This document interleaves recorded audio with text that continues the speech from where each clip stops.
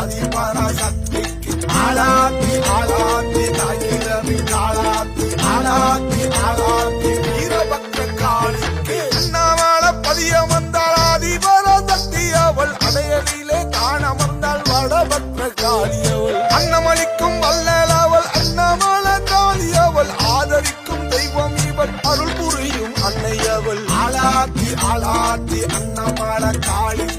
ஆளாத்தி ஆளாத்தி ஆதிபராசக்திக்கு ஆளாத்தி ஆளாத்தி தாயிரவி ஆளாத்தி ஆளாத்தி